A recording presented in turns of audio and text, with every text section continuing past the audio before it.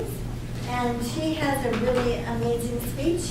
And it's speech number 4 in our Competent Communicator. It's called How to Say It. The speech title is Angel's Nest. This is Arzo's 4th speech. It's titled Angel's Nest, which is a nonprofit organization that provides housing and support for former foster care kids. Arzo also serves on the board of directors and the executive committee. She thought that since this was the month of gratitude, she would use this opportunity to talk about the kids and the organization. Arzo?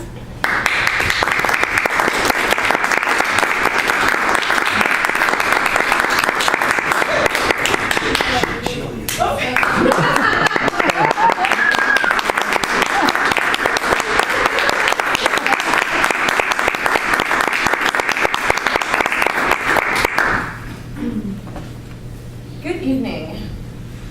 My goal tonight is to stand here before you and raise awareness of the needs of former foster care youths as well as homeless kids.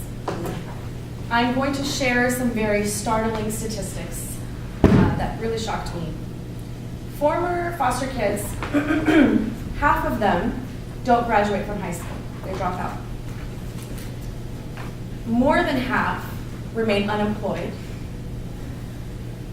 1 in 4 end up homeless, without a place to live, without a place to sleep. 1 in 5 ends up incarcerated. They spend time in jail. Former foster kids that are females are 2 times more likely to become pregnant as teenagers compared to their peers that have grown up in a traditional family household. One of the organizations that helps this at-risk group is called Angel's Nest. One of my responsibilities as a board member is to raise awareness for this cause. Angel's Nest provides residential housing for these kids. The organization is about 3 years old. In that time, Angel's Nest has housed probably at least 20 young men. The organization has predominantly been helping young men. This year, it has transitioned into including females into the organization.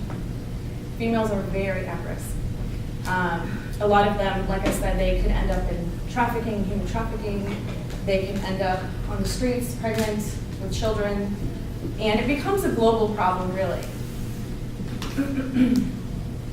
One of the experiences that I had with an individual young guy at the organization was very eye-opening, that this problem is real and it exists, and there are problems that exist right here in our own backyard.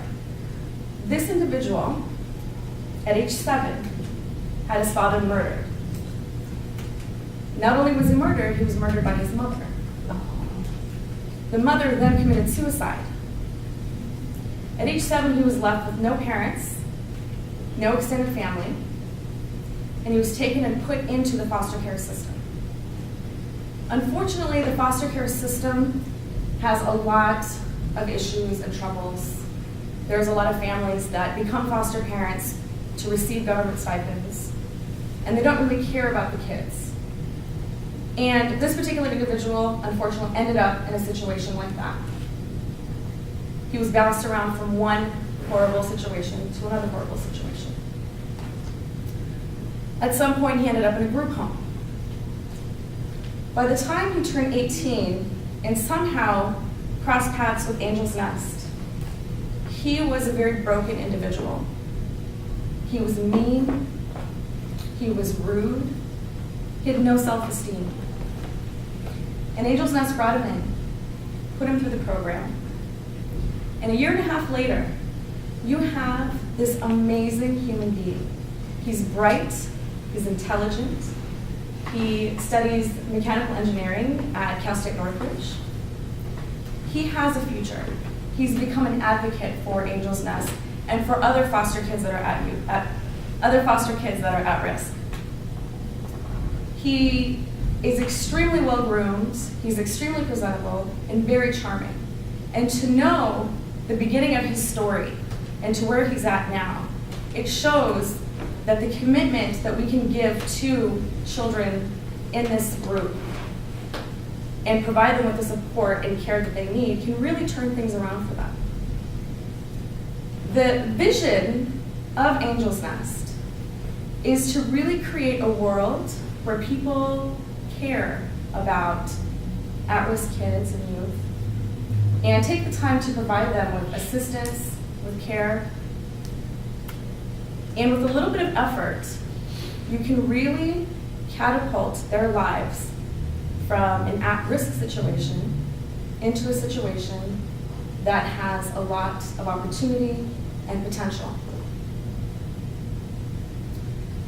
The youth of today are the adults of tomorrow. And to help these kids is essentially to invest in the future of humanity. Thank you.